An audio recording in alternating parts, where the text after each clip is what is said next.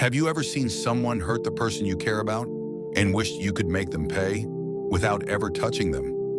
Well, that happened to me, and what I did next changed everything. If you've ever wanted to see someone get exactly what they deserved, hit that like button and subscribe, because today I'm sharing one of the most satisfying revenge stories you'll ever hear. Back when the internet was still this shiny new frontier full of endless possibilities, I was just a regular student at my local junior college. Life was simple but stressful, balancing classes, part-time work, and the usual college chaos. Around this time, I moved in with my girlfriend, Lucy. We figured living together would save us some money, and honestly, I thought it'd be fun. One evening, Lucy casually mentioned she had invited a friend from one of her classes over for a game night. I shrugged. Sure, sounds fun. Little did I know, that night would set the stage for one of the most satisfying revenge plots of my life. The night arrived. A few friends came over. There was laughter, snacks, board games sprawled across the coffee table. And then I noticed her. Sarah, I hadn't seen her since high school, but there she was. We weren't close back then, but we got along fine. It was nice catching up. After that night, Sarah started coming over more often. Dinners, movies, game nights. She even brought her boyfriend Jay a couple of times. Jay, well, he didn't exactly belong. Quiet, standoffish, like he wanted to be anywhere else but there. Most of the time, everyone tiptoed around him, but we tolerated it for Sarah's sake. Then came the call that lit a fire in me. Sarah was crying. Her voice was shaky, panicked.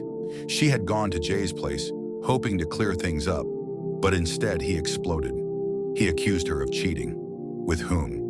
He didn't even make sense, but then it got physical. He shoved her. She stumbled, tripped over a coffee table, and ended up with a huge bruise across her lower back and butt. Lucy showed me the mark later. I didn't see it in person, but the sight of it on her was enough. I'll admit it. Rage took over. I could feel my chest tighten, my hands clench. I wanted to storm over there and just obliterate him. But here's the thing. I've never been in a fight. I'm not violent. Yet the idea of justice, real, tangible, smart justice, began to form in my mind. And then I realized I had a weapon he couldn't even see coming. At the time, I worked part-time in the administration building at school. Nothing glamorous, mostly filing and clerical work. But one perk, I could access student records, schedules, IDs, fees, and the timing was perfect. The last day to add or drop classes without penalty was approaching. I started quietly plotting. I looked up Jay, student ID, classes, everything I needed, and then I set the plan in motion. On the final day, I used the enrollment phones in the administration building, not the online system, which wasn't widely used yet, to cancel every single one of his classes. But I didn't stop there.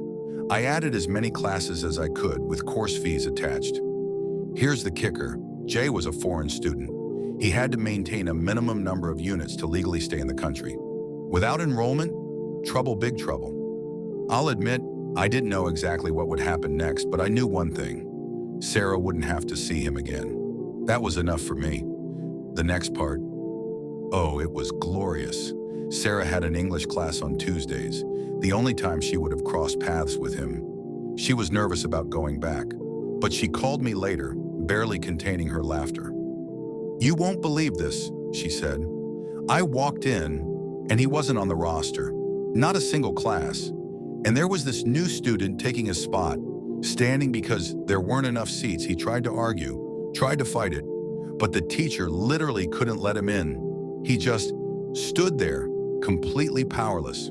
I felt a rush, satisfaction, relief, a sense of justice finally served. The guy who hurt her? He had been outmaneuvered without me throwing a single punch. I didn't stick around to watch further fallout. Lucy and I eventually broke up, and I drifted away from Sarah too. Later, I checked again. Jay's schedule was completely wiped out, no classes, no fees, just gone. I like to imagine he'd been kicked out of school, though I never confirmed it. All I know is Sarah never had to face him again. And while some might say I went overboard, others, especially those who felt the sting of helplessness, might understand. You mess with my friends, you better be ready for consequences. Imagine it. Jay, once controlling and threatening, reduced to someone who had no control at all. Standing in a classroom, unable to even sit down, arguments ignored, power stripped away, no physical fight, no yelling match, just cold, undeniable digital justice. It was perfect. And in that moment, I felt vindicated. Not just for Sarah, but for anyone who's ever had someone hurt the people they care about. Sometimes justice doesn't come from fists or anger. It comes from being smart, patient, and meticulous. And when you strike, it can be far more satisfying than any instant revenge ever could be.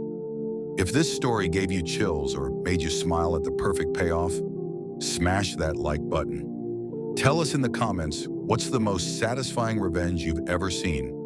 And of course, subscribe for more stories where karma hits exactly where it hurts the most.